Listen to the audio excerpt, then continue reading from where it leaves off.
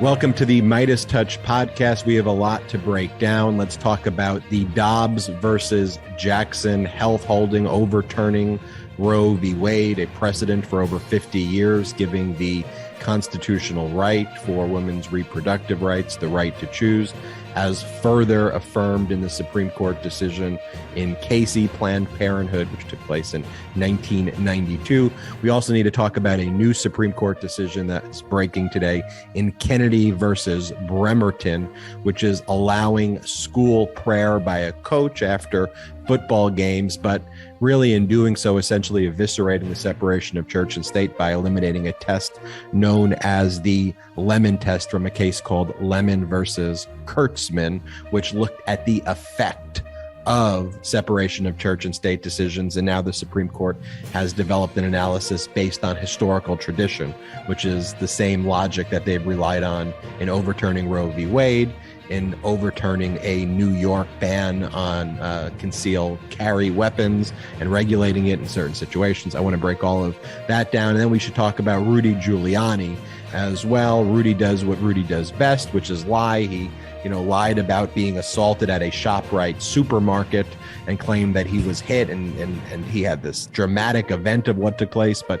the surveillance footage shows absolutely none of that took place.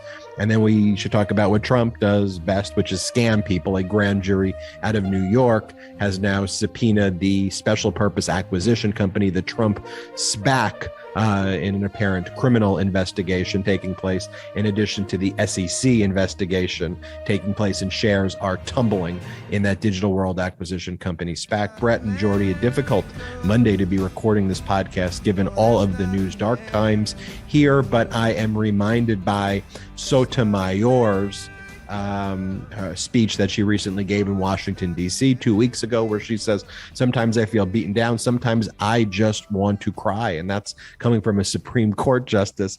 But she says, I just then realize what my job is. I get up and I fight. And so that's what we need to do. We need to fight and not accept this version, because this is what right-wing fascism wants us to do. They do not represent the majority of Americans, and they want us to feel so beaten down, so disenchanted by the system that we will no longer engage with the system and allow them to fully take over. That's what we see here and in fascist countries across. Brett, what's going on your end?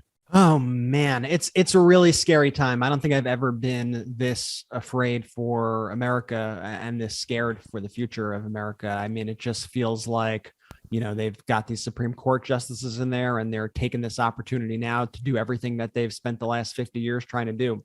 And that's take away all of our rights. I think we need to make clear that the Republican Party is coming for all of our freedoms. Like, they are the anti-freedom party. They wrap themselves in the flag. They wrap themselves with the cross, but they are the anti-freedom hate party. And I think it's important that we know that. And I'm actually touched by Justice Sotomayor's words, because it was something that I think about, and it's something that I think about often, because I feel like all of us are obviously under the stress of all this every single day. And we often take on that anxiety of the world around us. And we try to think, is there more that I could be doing? Is there anything that we could be doing to fix this? But the thing that I've realized personally with all this is there are things you can control, and there are things you can't control. And there are a lot of things out of our control. So all that leads you to be able to do is do the things that you can control. And that's why seeing you guys in Texas over the weekend, knocking on doors, doing the activism, doing the work that needs to be done,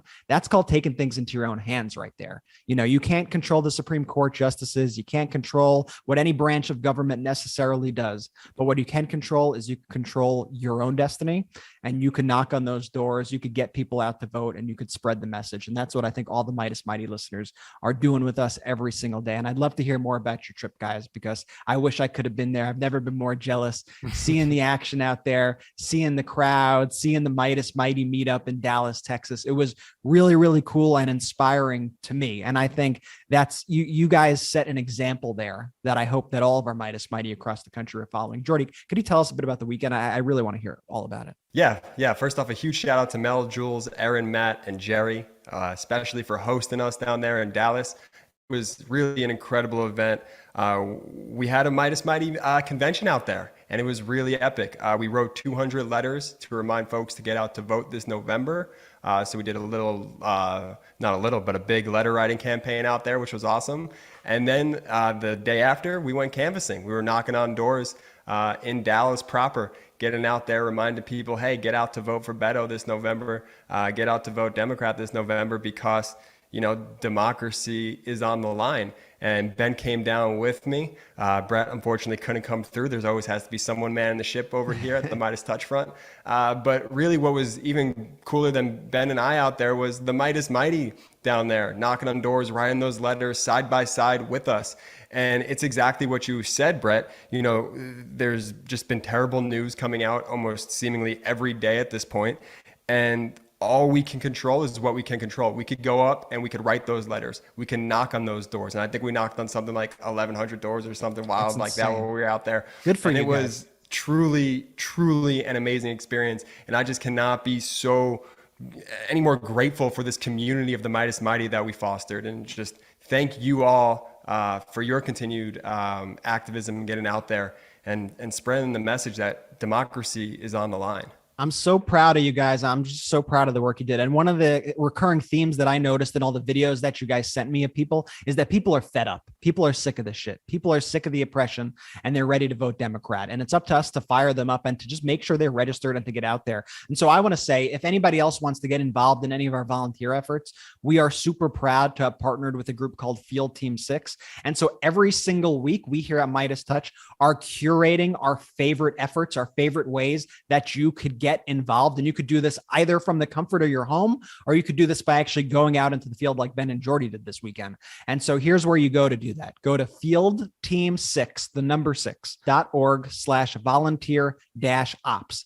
Fieldteam6, the number .org/volunteer-ops. And we here at Midas Touch are curating the best ways for you to get involved. As I said, this includes right now, we got in-person voter registration events coming up, phone banking, text banking, postcarding. We got a volunteer fair. So please get involved. Now is the time. There is no time to waste. Let's get into the news. I want to talk about a recent poll, the Congressional Generic Ballot Poll by Marist. In April, it showed it pretty much neck and neck with Republicans up 47% to 44%.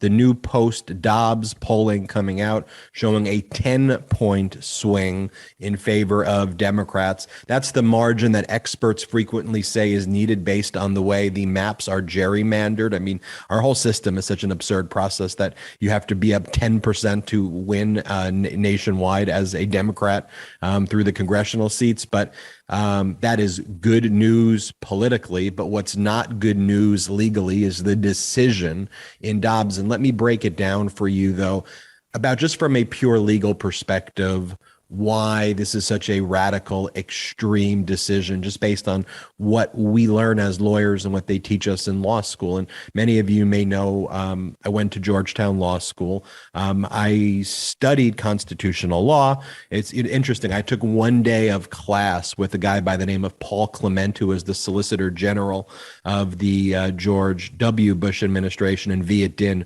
who wrote the Patriot Act. And it was kind of a Federalist Society gateway kind of class.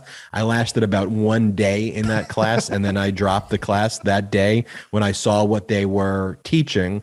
But I have a good deal of experience in this area representing people in constitutional cases. And really what the Supreme Court did on so many levels goes against literally everything they teach you in law school, everything they teach you about the law, and going back to precedent and going back to stare decisis, which is this idea that we follow what the Supreme Court previously holds and what it does, and we don't disrupt those decisions, and we certainly don't disrupt those decisions dramatically. And so what the Dobbs case was about, it was on a very narrow issue about Mississippi's 15-week abortion ban. That's what the case was about. So the Supreme Court was asked, was the 15-week ban a valid ban in light of Roe v. Wade and in light of Casey, which basically established a test of viability. And it said that when a fetus reaches a stage of viability, viability, then governments, their interest was a significant interest, and the government interest was such that they could regulate upon viability. And then you've seen many laws that the states were already enacting, which have been held to be okay laws, and states requiring a certain amount of time before an abortion can take place, states requiring information be given. But ultimately, a woman had the right to choose. But rather than resolving the question of the Mississippi issue that was before it, they went further and they abolished 50 years of precedent in Roe v. Wade and said that Roe v. Wade is not good law, that Roe v. Wade... It's such a good point, Ben, and sorry to interrupt your flow here, but like they didn't have to go that far. Like there was nothing that said we have to totally, completely get rid of Roe v. Wade. It wasn't a black or white thing. It wasn't yes Roe v. Wade or no Roe v. Wade. It was, they could have taken a nuanced, which still would have been devastating, but they could have taken a more middle of the road approach here and said the 15-week ban stands, but Roe v. Wade is still the law of the land. And they didn't even do that. They used this as an opportunity to push their radical, fascist, authoritarian agenda on this country. Yeah. When Roe v. Wade was decided, the reason that court, by the way, it was a 7-2 decision, Roe v. Wade, and 5 Republican appointed justices in Roe v. Wade made the decision of Roe v. Wade. And so when Republicans say Roe v. Wade was wrongly decided, Roe v. Wade was not decided by Democratic judges or liberal judges. They were decided by mostly by Republican judges. And it wasn't a very controversial decision at the time, per se. It became over time in terms of it being supported by the overwhelming amount of Americans at that time, which it still is supported by the overwhelming amount of Americans to this day. 65% of Americans supported Roe v. Wade, and potentially more even just said, we don't want the government being involved. But yes, Brett, not only did they not have to do an overturning of Roe v. Wade, based on all of the things that they've said before and what the Supreme Court rules are, they're not supposed to rule on issues not before it. And that's exactly what the Chief Justice, John Roberts, it was a 5-4 decision. John Roberts, though, the Chief Justice, basically said, look, I would uphold the Mississippi ban because I think that the viability standard doesn't really make much sense, especially as we evolve to know when is viability with modern science. But I'm not going to overturn Roe v. Wade. And our job as Supreme Court justices is to only answer the question before it. That's the rule that governs us. So not only did they violate that rule and answered a different question before it, they overturned all of this historical precedent in Roe v. Wade, in Casey. And what they relied on in Justice Alito's majority opinion for the court was this idea of historical tradition. And not, they say, oh, we're originalist, we're textualist. They went back in history to see what rights were afforded to women in history. And when you look at history as your goalpost, especially a history from a male hierarchical standpoint, that's a history of burning witches at the stake. That is a history of women being second-class citizens. That is a history where these issues were never talked about, because what happens in history? We try to evolve and get better and improve systems and give people more rights and not try to take away their rights. And so that historical analysis was the main thing that they relied on. And they basically said, look, the founders don't mention abortion in the Constitution at all. I don't see any reference to that. So let's look at history. And in history, this is how women were treated. So we're going to treat women the way they were treated in history. So that was their analysis in Roe. That's their also analysis in the case where New York had this concealed gun law on the books since 1911, where the state said, we are going to make common sense regulation. People can have guns in New York, but we want them to show proper cause why they need a gun. And so if they can show us, hey, I need a gun because I'm a hunter. I need a gun because I'm in law enforcement. I need a gun because I have these, I do X, Y, and Z. Just show me proper cause and you can have a gun, a concealed permit license. We'll be able to give it to you. But there, again, and this was a Clarence Thomas written opinion. We have Justice Alito wrote Dobbs. Clarence Thomas wrote this decision in New York State Rifle and Pistol Association versus Bruin. And he said, let's look at history.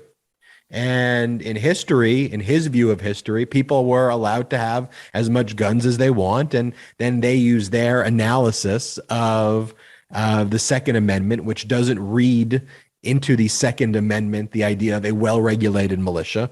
They just say the right to bear arms, and arms historically means any type of weapon. So even though AR-15 is not mentioned in the Constitution, right? You would say, well, nowhere in the Constitution does say AR-15. They go, well, it says arms, and we, the Supreme Court, thinks arms means any gun. Like the founders were going to be aware that these weapons were going to happen. Yeah, but again, you want to talk about history. You want to talk about historical precedent. Bullets weren't even invented at the time of the Constitution. There were no such thing as bullets.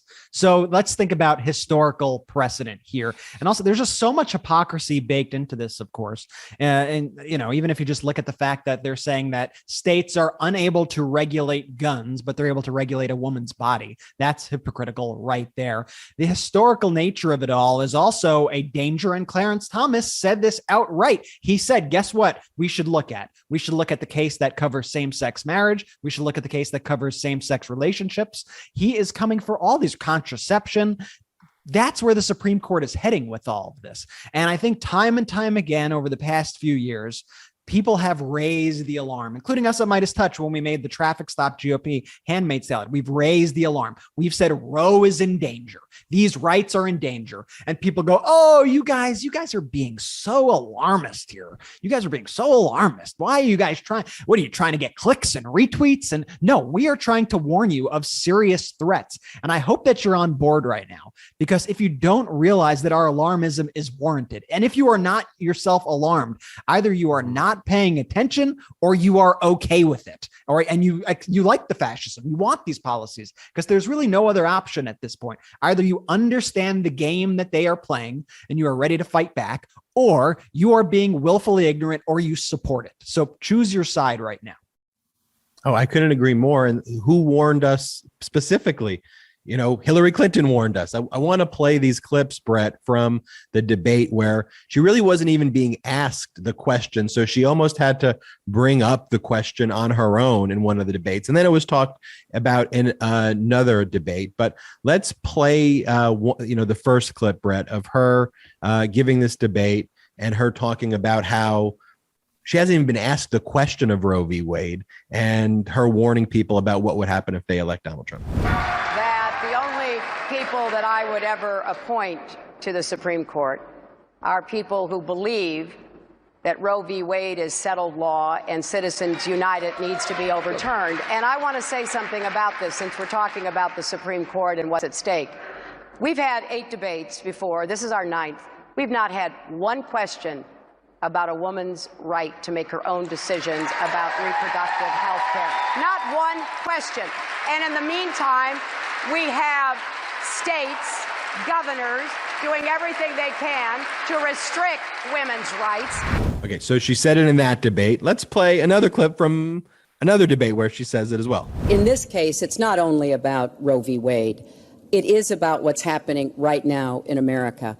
So many states are putting very stringent regulations on women that block them from exercising that choice, to the extent that they are defunding Planned Parenthood, which, of course, provides all kinds of cancer screenings and other benefits for women in our country.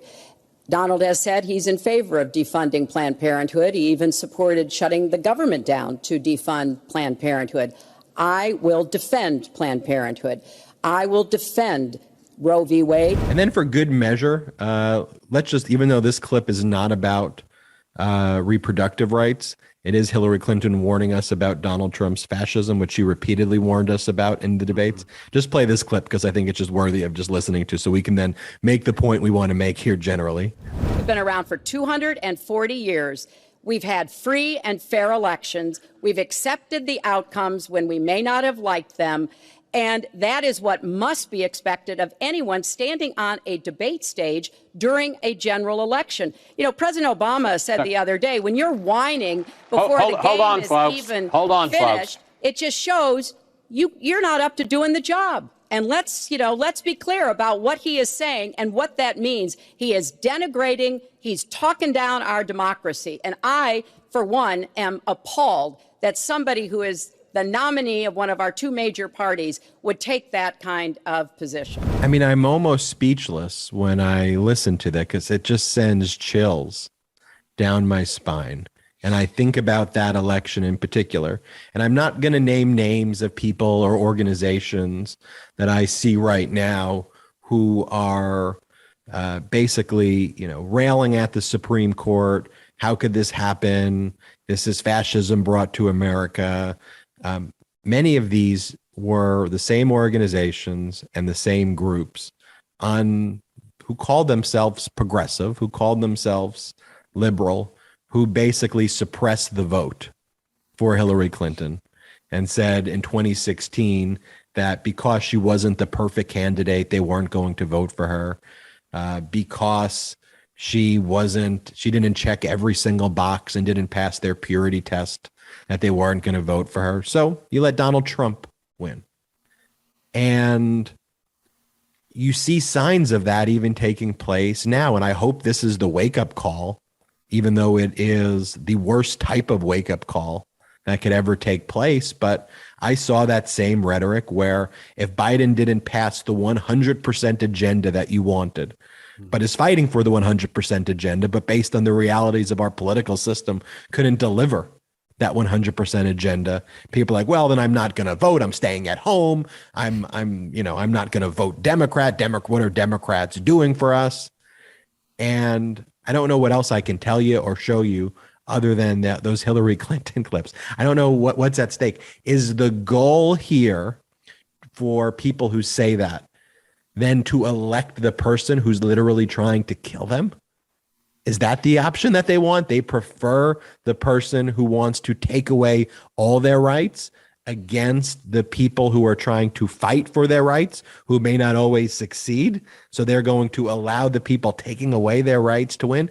And let's just play some of the clips of some of these people and the absurd things that they say. Let's, compare and contrast the Clinton clip, and let's just play the Lara Trump clip, who's now the kind of main Trump surrogate out there. And this was her response to the decision in Dobbs. Long ago, that even people who are very far left or were very far left would even admit that it was a terrible decision for a woman to have to make if she had to make the decision to have an abortion, and that it affects the woman, it affects the child, obviously in irreversible ways.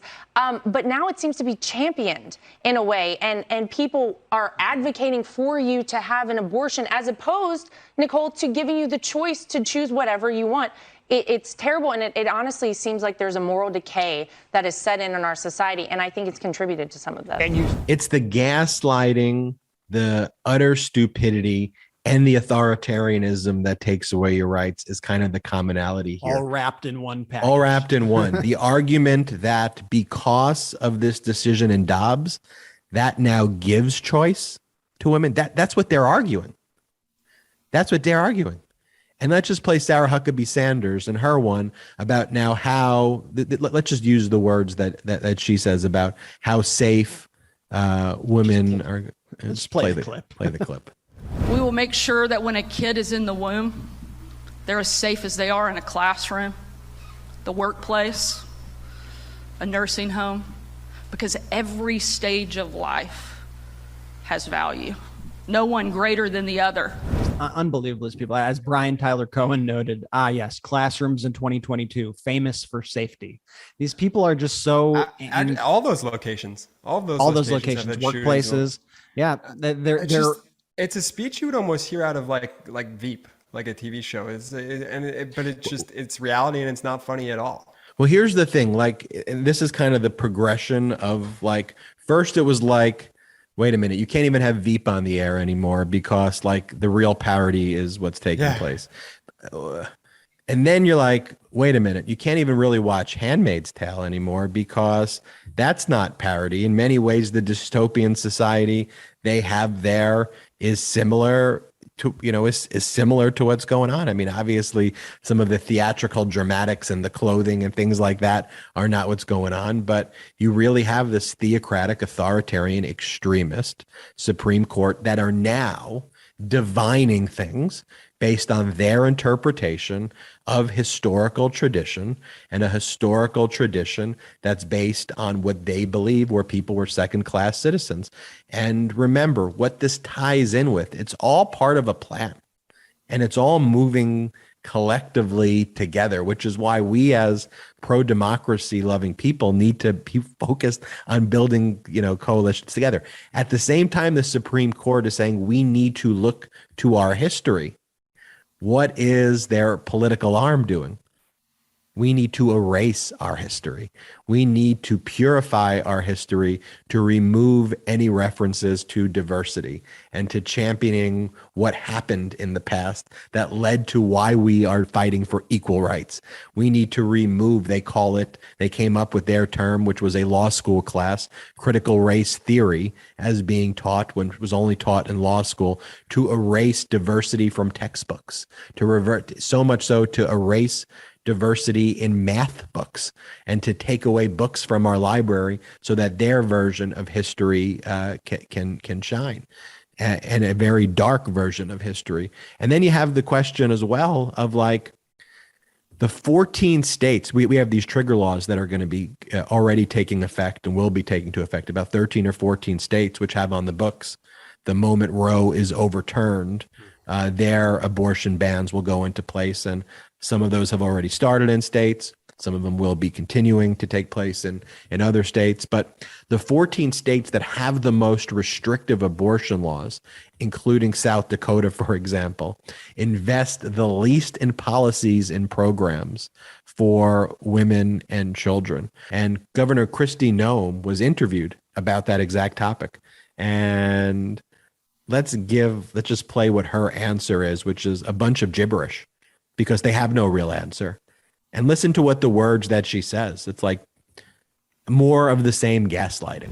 We want to help support these mothers. I think we can do better in this country, making sure that we're walking alongside them in these situations and making sure that they do have the type of health care and the support financially that they need. Well, let's look at that support. The Nonpartisan Commonwealth Fund, a social policy think tank, says the 14 states that have the most restrictive abortion laws, including South Dakota, invest the least in policies and programs for women and children. So what do you mean when you say these mothers will never be alone? Well, I would say that the facts on the ground are that South Dakota is doing a lot to coordinate with nonprofits, with churches, and then also the state in a new way by launching this website and committing to in legislative session to support these mothers is incredibly powerful. This is a conversation that we have a change now at the federal level. The states will be each evaluating how they approach this situation. Getting health care to mothers, helping them during a time of crisis is incredibly important. And these states, remember, Martha, are overwhelmed right now with other situations that are going on, with what Joe Biden is doing to the energy prices in this country, what inflation is doing in this country. I want to stick with abortion. I want to go back to abortion, Governor. There's a lot of things that need to be addressed in this country. Just the endless gaslighting, just nonstop. And it's also because they know that it's an untenable position, and they know that the American people are not behind them on this radical position. So what do? They try to create these diversions. They try to gaslight you. And one of the other ways they try to gaslight you is by this mythical left-wing violence that's coming. Oh, look, the left is about to get so violent. They're about to kill you. They're about to rush into Capitol buildings. Oh, where have we seen that before? Where they're about to do X, Y, and Z. So you need to protect yourself, be safe. President Biden, you got to start protecting people. And they try to get fear. And everything on Fox News lately has been this fear of we're bracing for violence. We're bracing for violence. And guess what? The violence has not come from those in support of choice. The violence has come from the right. We saw an incident in Cedar Rapids, Iowa, where a truck driver mowed down in his truck a few peaceful protesters who were protesting the Roe decision. We've seen this horrible footage of police officers across the country macing people, throwing them to the ground, beating them with batons at these peaceful protests. That is the violence that we're seeing. And then you have people like Kevin McCarthy with his endless tweets about left-wing violence. Beware of violence from the left. You have Ted Cruz doing the same thing. Beware of violence from the left. It's coming. It's coming. You have this garbage Rudy Giuliani story, which ties into it, which we'll get to later, because I don't want to mix this issue up with that issue, but it does have to do with this as well. But that's what they're doing. It's just an endless gaslighting to try to make people afraid afraid of things that don't really exist, so they don't see what's actually happening to them and what's actually happening to this country. And what's happening is that people's rights are being stripped away at the fastest rate we have ever seen in this country. And it is terrifying, and it is because of these fascist Republicans who are trying to turn us into a theocracy. And we say it a lot. We say it a lot on the show. The Republican Party are just master projectionists at this point. Everything that they try and warn you that the left is going to do, they're already doing. They're the ones doing the insurrection. They're the ones causing chaos in the streets. And it's just, it's that dangerous gaslighting rhetoric that's made this country so divisive. Guess what? The people who aren't the more polished up politicians, they are saying the quiet part out loud, these people. They're not afraid to say why this is really a victory for them. And I want to point you to this one person, white nationalist Vincent James, who said that overturning Roe does not go far enough. In fact, now what we have to do is we need to start rolling back the rights of women for the past 100 years. And I'm not exaggerating here. Let me play the clip. You can never be content. You can never be happy with the victories that come about for us. You have to always keep pushing. You have to always have the mindset that, okay, this is great, but this does not go far enough. We have to move on to the next thing. Things have gotten so completely out of control as far as licentiousness is concerned that we need to start to roll things back in order to begin to restore order. And yes, that might look like rolling back the rights of women over the past 100 years. That's probably going to look exactly like that to most people, especially liberals. But that is what is needed to be done. There's something next on the horizon, because gay marriage is going to be going away. Contraceptives are going to be going away. Anal sex, the anal sex that you like to have, that's going to be going away as well. And many other things are going to be going away, because there is a true rise of Christian nationalism in this country. And he's not saying that as be aware of this threat. He's giddy about it. He is very happy about it. And Ben, that reminded me of something actually that you were talking to me about over the weekend, where you basically said, here's the thing when you traffic in just hate, and when your policies are designed to just hate people and oppress people, it's that there's never a bottom to that, because it's not fulfilling to people. It's not like, oh, we got this big victory and now we have our rights restored and we feel good. No, there's no bottom to it, because you still feel that rage regardless of how much you oppress people. Just tell me, just tell the listeners what you were telling me about that, because this is the perfect example of that. Yeah, I saw a great clip it's called The Damage Report, and they made that great point that when your agenda is to take rights away from people, when you see Trump supporters and MAGA supporters, even when they get a win for them is taking a right away from someone else. It's not adding to the rights that they have.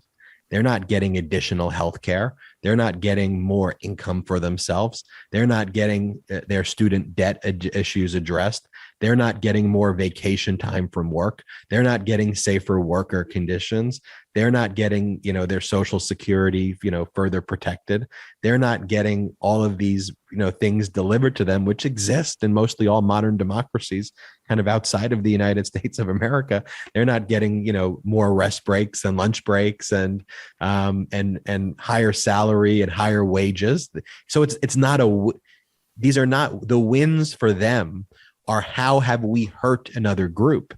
And so now they hurt women, and then they hurt LGBTQ plus, and then they hurt other vulnerable groups of people over and over again by taking away their rights versus how are they restoring their rights? So to me, when Obamacare passed, which is universally applauded now, I don't really hear, other than certain, right-wing groups that are trying to get rid of it, and people who just will attack Obama on the right because he's Obama. But 24 million Americans got healthcare because of him. It was a celebration that you may otherwise have died because you couldn't afford that surgery. So my celebration is that That's a big win for us as people. Not that I took away your health care. And Ben, it's such a good point too, because in the same kind of momentum, like if you look at momentum shifts of passion, like where do you focus your energy next, right? Their energy is, okay, we took away rights from this group. I feel empty inside. What do I do now? I got to take away rights from this group now. And I got to take away rights from this group now. When something like Obamacare passes, the opposite reaction is, okay, well, how do we do more for people? How do we now expand coverage and make it even more affordable? Can we make coverage free for people? Is there a Medicare for all option? Is there a way to get a public option in here? That's the opposite of the right-wing version of that. It's us striving to say, okay, we got this plan now. It works. We got people on it. We have people that aren't now falling through the cracks. Now, how do we really save lives and expand on this and make people's lives better? That's the opposite direction of all that. Yeah, Linda Greenhouse, Pulitzer Prize winning reporter who reported on the Supreme Court for the Times from 1978 to 2008, and was an opinion writer from 2009 to 2020. She wrote an incredible guest essay for the New York Times called Requiem for the Supreme Court. I would tell everybody to listen to this. And she makes so many great points. I mean, the entire essay is incredible. So I'd read the whole thing. But there was one point that stood out to me particularly because one of the bases for Justice Alito's historical tradition analysis in overturning Roe is the turmoil that Roe versus Wade created in his historical review and historical analysis. And this is what Linda Greenhouse says. She says, quote, Justice Alito's reference to turmoil reminded me of nothing so much as Donald Trump's invocation of carnage in his inaugural address. There was no carnage then, but there was carnage to come. And everyone references the inauguration of Trump, and his whole speech was America carnage. America is a horrible place. America has all of these problems. America is this dystopian vision. And then he went about creating the dystopian vision. Roe v. Wade gave choice to women and created a great deal of stability. States were still permitted to provide the literature and the information and do those things under that. And states were still permitted to have regulation upon viability under Casey. States were allowed to do those things. That existed, and that created stability for 50 years.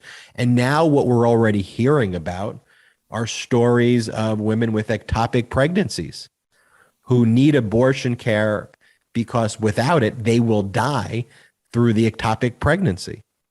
And trying to find a doctor who will provide care when a doctor providing that care will mean that that doctor, under the current trigger laws in place for the states, would be charged with murder. And these are many states that have the death penalty. So trying to find a doctor to provide the health care needed in situations like ectopic pregnancies and similar situations like that, which takes place very, very, very frequently. That's outlawed apparently, right? And that's the broad sweep of these rules. And then you can get into, of course, that these states have no exceptions for rape. They have no exceptions for incest.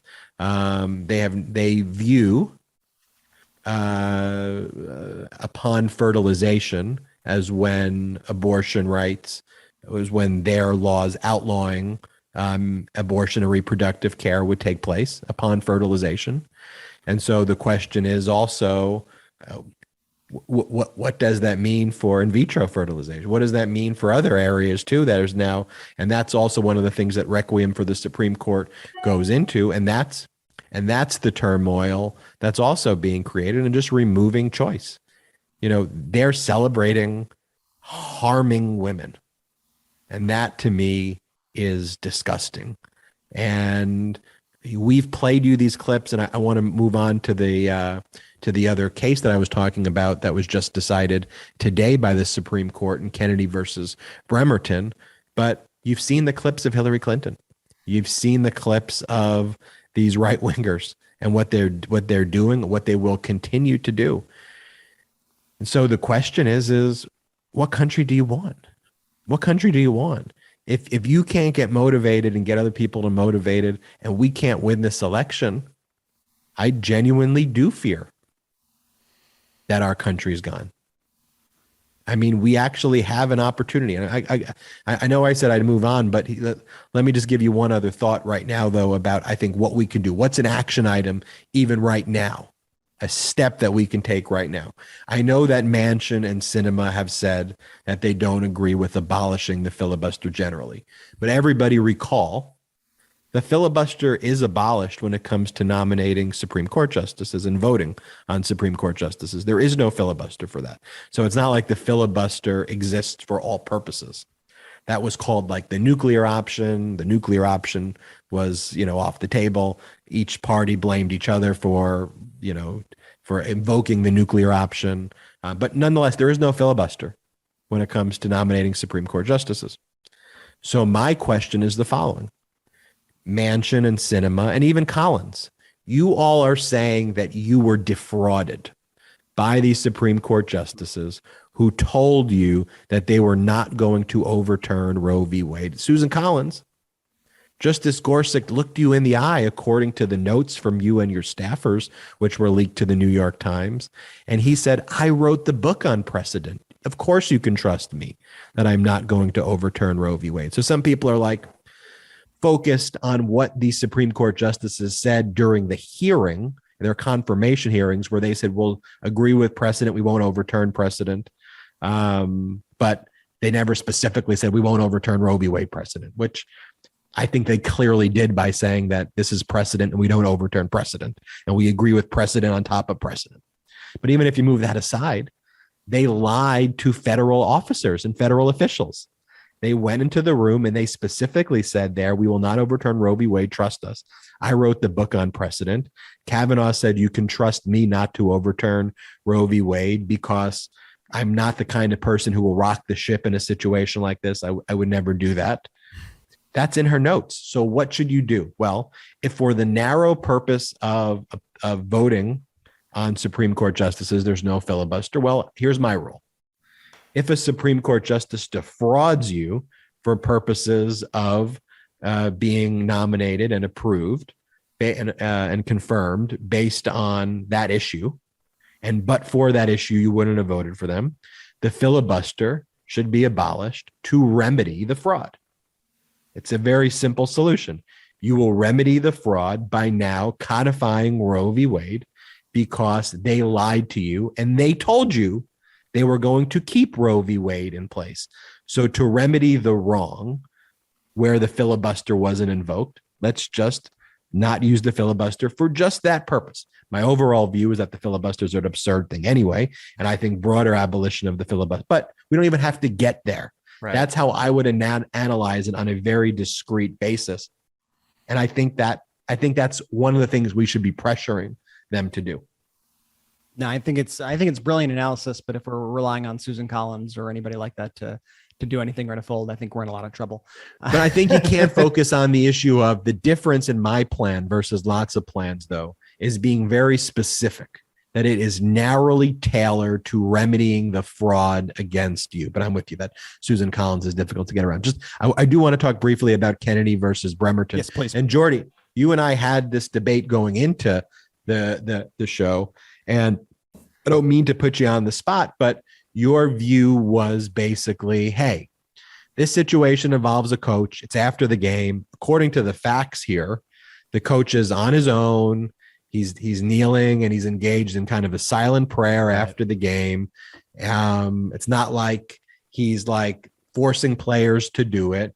And so as I read these facts, is there really something that kind of wrong and nefarious with these set of facts? Am I selling your position right? That is an accurate interpretation of how we discussed this prior to the pod. And yeah, I mean, I'll just go a little bit of a step further. I played football growing up, and it was kind of commonplace. Not specifically for coaches to pull kids aside or to do their prayers, but you had players who would pray before or after the games. Football is inherently a very dangerous game where you're putting your life on the line every snap. And so to make it out of the game without any serious injury and with your life is something that people really take seriously. And in my personal belief, pray to whoever you need to pray to if you're a religious person, because the game is that dangerous. And so as I kind of explained to you, and I appreciated, us having an area where I think there's a clear area of disagreement. But what I wanted to explain to you is what you just said is the very trap. Yep. The radical right Supreme Court wanted you to fall into. They specifically picked the case with a very sympathetic fact pattern to achieve an objective that would undermine the separation of church and state by a reaction that you just had. Because what their broader goal and vision was to eliminate what was called the Lemon test. And it's based on this case that starts with an individual by the name of Lemon, or that was the heading of the case. And that case basically said we have to do a multi-part test to analyze if there is a violation of church and state, the establishment clause. Is there an establishment clause violation? And so what they would look to is the effect of it. And so by looking at the effect of something, what they would look, and they would balance the interests, they would say, it's not just the football coach. The football coach is the leader of the team. By him engaging in this conduct, you have to follow what the coach is going to do. And it's not really a silent prayer. It's the coach trying to tell other people to engage in the prayer. But you have a state actor, because the coach is a teacher, engaged on school property with the prayer, kind of using his implied coercive authority as a coach. You listen to your coach to do it. But you look at the impact, right, of how a policy impacts. So what the Supreme Court did, though, here is abolish that test and said, we're not going to even look at the Lemon test anymore. See, this is where they get a little, they use this sympathetic case and say, all we're going to look to in making these determinations is historical tradition. And we're going to go back to determine if there is an establishment clause, violation, or if what we should really be focusing on is the free exercise clause of the First Amendment. And so when you read the First Amendment, it says Congress shall make no law respecting an establishment of a religion, establishment clause. The next sentence is, or prohibiting the free exercise thereof, the free exercise clause. And what they basically are saying is, based on our view of history, the same way they view history with the Second Amendment, right? A well-regulated militia being necessary. We'll read out that. We believe history just says the right to bear arms. That's our view of history. Here with this decision, what they're saying is our view of history is the free exercise part, not really the respecting the establishment of religion part. So they've snuck in through this case the abolition of a precedent that's been around for a very long time in the Lemon test, which basically said separation of church and state's a real thing. It's a serious thing. You want to go and pray, you want to have church, you want to do all of that. That's great. We support that. Just don't do it in state-sponsored events. But what they've done now is they've now basically said there really is no separation of church and state. Now this case will be how you get in all these other things where religion will be taught in schools. And we saw that also with the decision last week as well, forcing states to subsidize churches and church schools if they subsidize any other private institution. So that's why, that's what they did there. It's the domino effect. How you explained it is how I wasn't looking at it. I was really looking at it as that one focused central issue, not realizing you can't. Also, listen, no one cares if the coach wants to go and pray on his own. Like, no one has a problem with that. But it's when the coach, as the leader of the team, as a state-sponsored actor, is then leading prayer sessions with his players, it becomes a problem. And all you got to do is put any other religion in that box, and it becomes pretty damn obvious that they would not be okay with this if it was any other situation. But put a Muslim coach in there leading prayers based on the Quran, they would have a huge fucking problem with that. Put a Jewish coach leading prayers about the Torah, they would have a huge problem with that at these schools. And the parents would freak out and they would sue, and it would be a huge deal. It's one thing if you were at a private religious institution and that's going on. That's one thing. But when you're at a public school, religion has no place in a public school. You can't have a world where you go to math class and your teacher goes, okay, before we start doing these math problems, let's take out the Bible and read a passage and pray. You can't do that in public school, full stop. And what this sets it up is it sets it up so that could be going on here.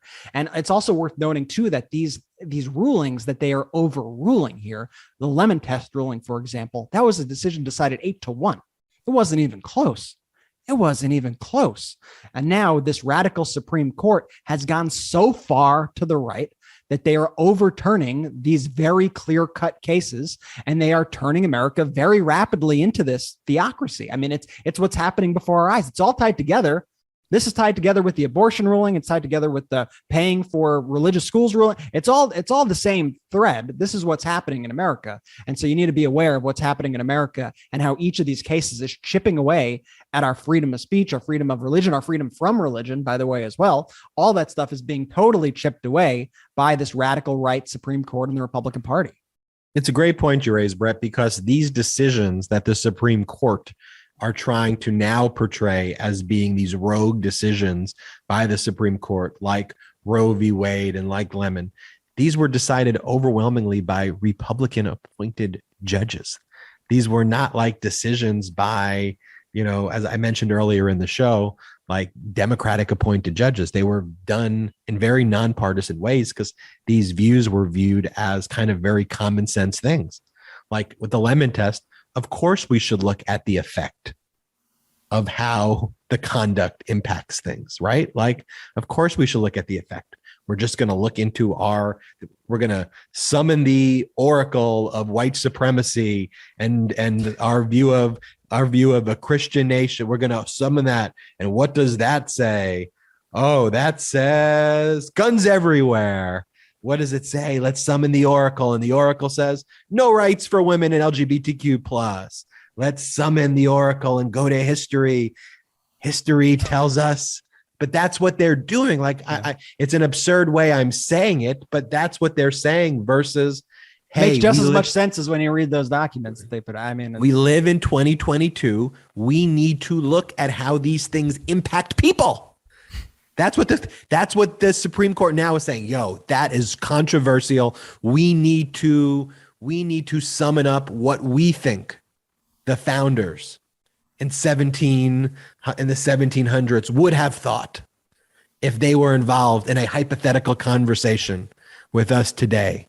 That is where we need to be deciding on.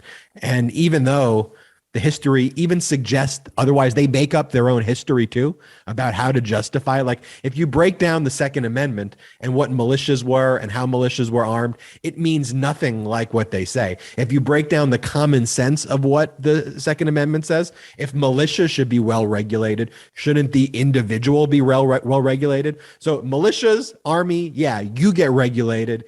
Individuals, you're cool. Take that AR-15. No instruction needed. Go for it. But militias, we're going to regulate you. That make any sense to you if you just look at the words? And these are people who call themselves originalists and strict textualists. I call them fascist bullshit artists is what they really are. And talking about fascist bullshit artists, let's talk about Rudy Giuliani for a second. Let's talk about this Donald Trump Digital World Acquisition Company. We could probably lump him into our category. And we'll close the show with this. We'll close the show with lying sacks of shit. Before doing that, everybody go to store.midastouch.com. Go to store.midastouch.com. It's where we have all the Midas merch. Lots of people, people have been loving the new shop and all the merch we have there. Store.midastouch.com is where you can get all your Midas merch. Talking about, though, let's talk about Giuliani first. Brett, we want to talk about Giuliani? Yeah, we'll talk about it. So yesterday it came out, there were all these reports, the New York Post, all these people saying Rudy Giuliani was assaulted. And this goes with what I was saying earlier about these kind of claims of violence from the left. Was assaulted by somebody who was a protester who was mad about the Roe v. Wade decision. And he assaulted Rudy, almost killed Rudy. Rudy almost died. It was practically an assassination attempt against Rudy Giuliani. These were like all the headlines. He was attacked. He was assaulted, near death, like just the most absurd things. And Rudy Giuliani went and he started taking to the various, just weirdo radio stations that he goes on, whoever allows him. This guy's a disgusting guy. He goes on one and he says, he talks about how he could have fallen. He could have cracked his skull. It felt like a bomb went on, all this. It felt like he was shot in the back. It felt like he was was shot in the back. That was the word he used. And so, everybody was like, the right got up all up in arms. See the violent radical left. Look at them at it. They're assaulting Rudy Giuliani. And so then the footage comes out, because these people have got to realize it's 2022 and everything is taped. And so the CCTV, the surveillance footage, comes out of this event. And I'm just going to say it doesn't quite line up with Rudy's story. And I'll play it right now for our viewers, and I'll kind of I'll narrate for our listeners as to what's going on. So you have Rudy surrounded by a few people in a ShopRite supermarket. He's just standing there. Somebody taps him on the back. Kind of as if you were like a attaboy, it's a very light tap. It's not even like a hard tap. And then the person next to them puts their arm around Rudy. Everybody looks at this guy. They clearly engage in a quick verbal spat, a verbal back and forth. And then the guy is kind of pushed away, and that's it. I think Rudy ended up having the guy arrested for assault. Clearly not a near-death experience, not a bullet going through his shoulder. I mean, I pet my dog harder than that. Like that's literally a tap on it was a tap. It was like a love tap on the shoulder. And let's just hear Rudy Giuliani's description of the event now that you've heard me speak about this, and for the viewers now that you've watched this. Let's listen to Rudy's take on this issue. First thing I have to do is I have to use the men's room. So I get out, I walk to the men's room, I come out of the men's room, a group of people are around me, hugging me, kissing me, telling me Andrew's great. And all of a sudden, I feel a shot on my back, like somebody shot me. I went forward, but luckily I didn't fall down. Lucky I'm a 78-year-old who's in pretty good shape, because if I wasn't, I'd have hit the ground and probably cracked my skull. All right, that's all we need to hear. But I've got a few comments already. Even that goes on for another minute. I think we get it though in 29 seconds. Let me just jump in real quick. Yeah. Uh-huh. So I think where this happened is also an important factor of this story, because that clip you just heard came out before the surveillance tape came out. And so this happened in Staten Island at a ShopRite. And we're from Long Island, and we've been to Staten Island before. Staten Island gets a bit Trumpy. And so Rudy is sort of surrounded by his team, his group of people. So when this happens and he gets tapped on the back, his group of people who are shaking his hand, trying to take pictures, immediately come to his defense, and they immediately just don't care about facts or the situation as what happened. They'll believe and go along with the story that Rudy wants to tell. And so immediately after this had come out, Rudy says, it was like he got shot. Then everyone has their marching orders, and someone from the ShopRite, I think it was the woman who was right next to Rudy, came out on tape and just reiterated that story. You're dealing with people who don't deal with facts. Majority, they're very soft. They come up with their own sort of reality. They create their own thing. And this is what they do with everything. And they're perpetual victims.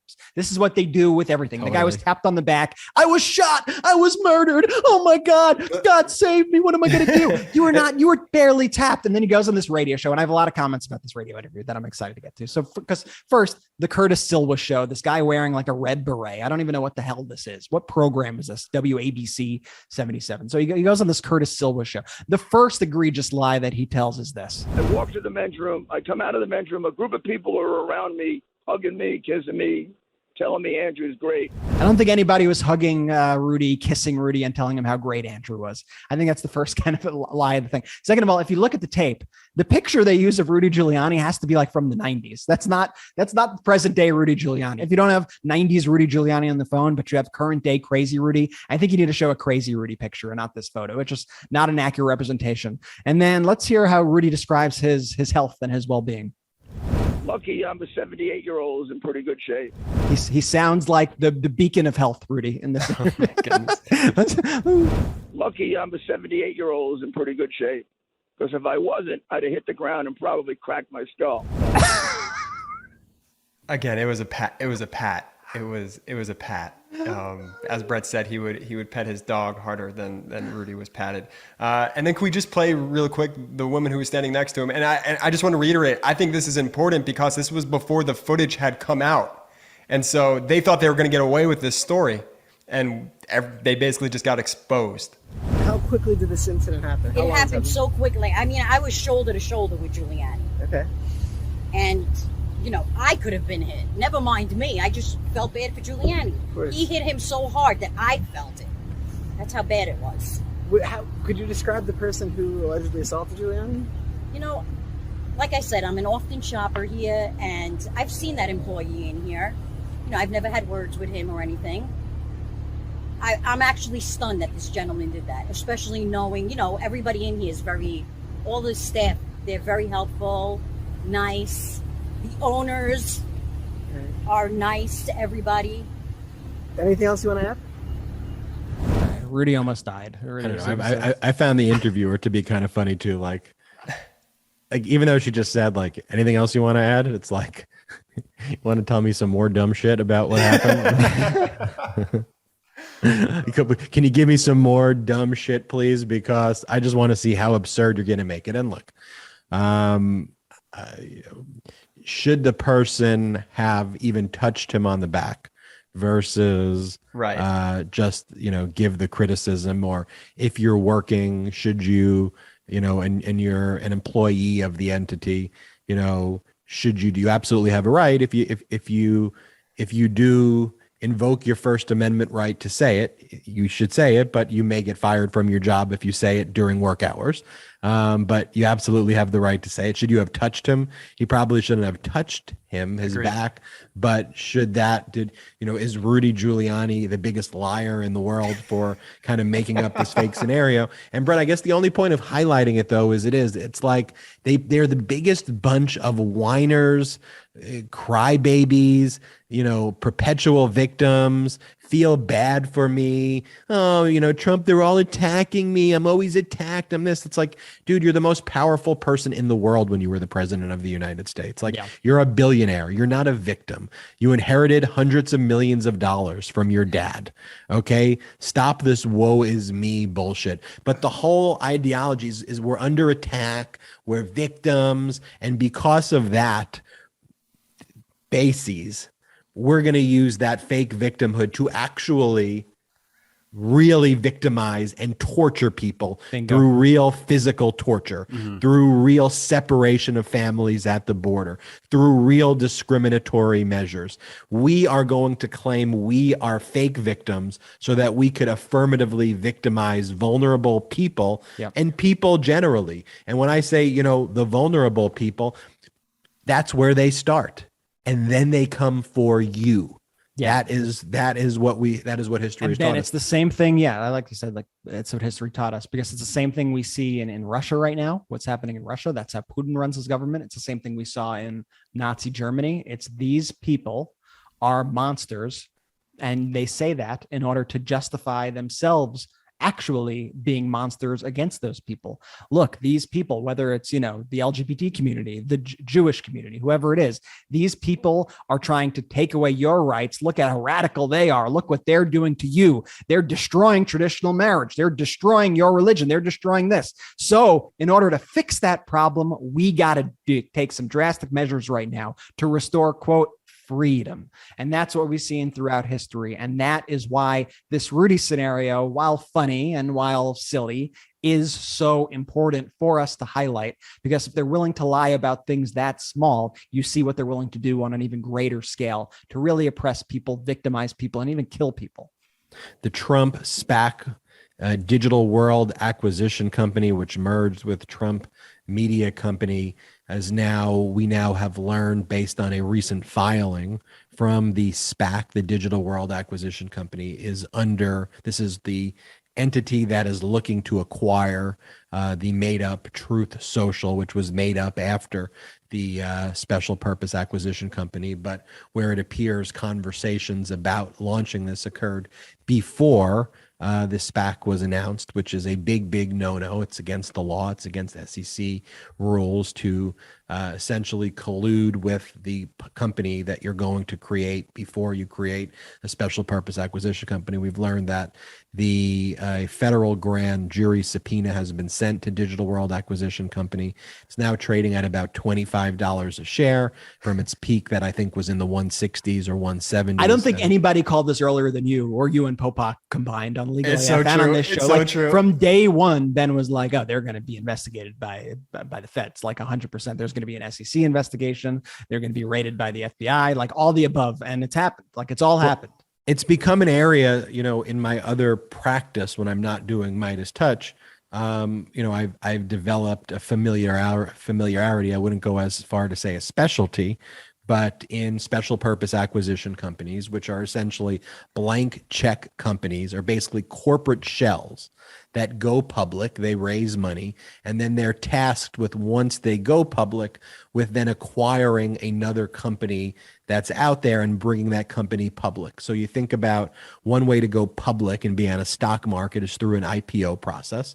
Think about the other way as a special purpose acquisition company, which is a quicker way to go public than an IPO, when you merge a company that's a private company with the special purpose acquisition company, the holding company. And so it wasn't really hard for me to predict this if you know just very basic information about a SPAC, because the holding company usually has to merge with a company that exists. There was no Truth Social. It wasn't a company. It didn't have revenue. It didn't do things. Like normally when a SPAC is looking at a company, they're looking, okay, can I see it as trailing revenue for 2020, 2019, 2018? Is the revenue increasing? There wasn't even a thing that existed. So the question is how would they have acquired a thing that doesn't exist unless there were a broader plan to basically inflate the stock price of the SPAC by using the Trump brand to do that, and then kind of create a company that didn't exist in the first place? Could you have shorted the stock? Well, it's would I have shorted the stock? I mean, it's a very complex question while it sounds like an easy question, because the question on these like meme fraudy kind of stocks is, when do you short them? Right. What's the time frame from shorting them? What's the price at which you short them? So when it was trading at its crazy levels, could you have shorted the stock then? I think there's a lot of people who did short the stock then and said, no, there's no basis for this valuation. It's going to go down. One of the things that Trump did also that people don't really talk about with the stock too, is that once they got the price at that incredibly inflated, level, most SPACs trade at $10 a share, not anything above it, until the merger is completed, not announced, completed. And then oftentimes it's very rare for a SPAC to even trade above 10, although good SPACs are able to trade above 10, but consistent with its revenue or consistent with its EBITDA, like consistent with data, right. Not based on made up things. And so once the stock was trading at this wildly inflated price, they then went to what's called the PIPE market, which is a private investment in public equity, and then came up with a way to, at its core, screw over retail investors by promising these institutional PIPE investors discounts upon which the retail investors were getting their shares at, so that ultimately the retail investors would be screwed in the long run, even if the stock price decreased and diminished. And off the back of the PIPE and off of screwing the retail investors, that's one of the ways that they were able to fund the launch of Truth Social. So I could go down this rabbit hole and give a whole lesson in this, but I spare you from it. Suffice to say that what the grand jury's probably looking at is insider trading. Mm-hmm. And were people tipped off about the SPAC going public before because there was unusual trading volumes taking place? And were there unlawful negotiations before the announcement as well? And the relationship between this guy, I think his name is Brian Orlando, who's one of the people who started the SPAC, who's got this weird kind of strange history too. Like he's not a well-known finance guy, who's got major experience in the area, but whether his advisory firm, I think it's called like ARC Capital, what their involvement was as well, that was part of the subpoena. So we'll keep you all updated there. And now we have some breaking news before breaking news. Did you have a question about the SPAC, Brett? Are you telling me, I just need to get it straight, I'm just like confused, Donald Trump potentially engaged in criminal behavior? I was going to say something. It's a rhetorical question. Let's move on to the breaking news. I will say definitely, potentially. Okay, so this is the breaking news. Just in and get ready, because the January 6th committee has just announced that they are going to be holding a surprise hearing tomorrow. That's Tuesday. If you're listening to this podcast on audio, that is today, Tuesday at 1 p.m. Eastern.